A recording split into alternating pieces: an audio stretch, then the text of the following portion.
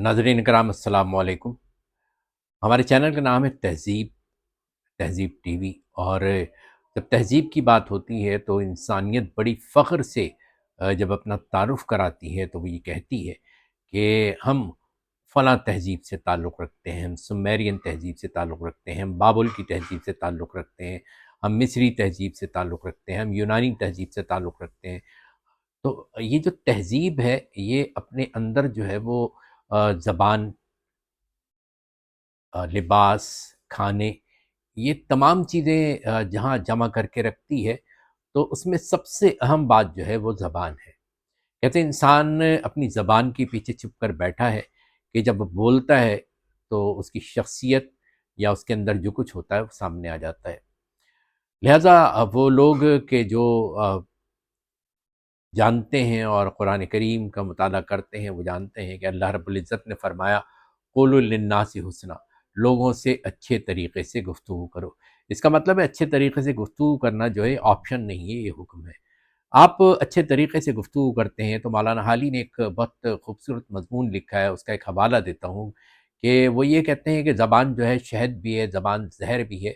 फिर वो ये एक जगह ये भी कहते हैं कि ज़बान ये तेरे क्या करिश्मे हैं कि कहीं तो जो है वो दुश्मनों को दोस्त बना लेती है, कहीं दोस्त को दुश्मन बना लेती है। तो ज़बान का इंसान के किरदार, उसकी सोच और फ़िक्र से बड़ा गहरा ताल्लुक़ होता है। और वो लोग के जो बदज़बानी कर रहे होते हैं, और ख़ास तौर से ऐसे मौके पर कि जब आपको लाखों करोड़ों लोग देख रहे हों, उस मौके पर आपके बदज़बानी करना जो है वो ये इशारा करता है कि आपको कोई परवाह नहीं है कि आपके बारे में लोग क्या कहेंगे।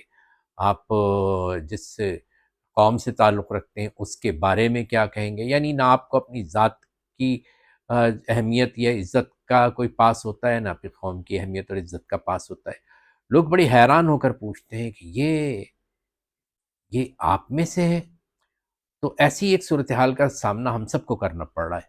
और यकीनन चलें, अब मैं इसे एक अगर महाजिरों से हटा के बात करता हूँ, तो एक पाकिस्तानी की हैसियत से भी जो शाइस्तगी, जो शिस्तगी हमारी ज़बान में होनी चाहिए, कि जो हमारी पहचान है, अगर वो शाइस्तगी और शिस्तगी हमसे छिन जाए, तो फिर यकीनन हम में और किसी सड़क छाप में कोई फ़र्क नहीं रहता।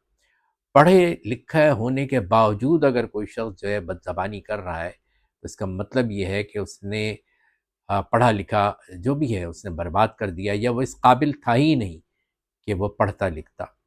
तो लिहाज़ा मैं एक उस्ताद की हैसियत से एक उस्ताद मैं इस हवाले से कहता हूँ कि मैं तदरीस से वाबस्ता रहा, वरना तो यकीनन मैं भी मुब्तदी हूँ, मैं भी सीख रहा हूँ।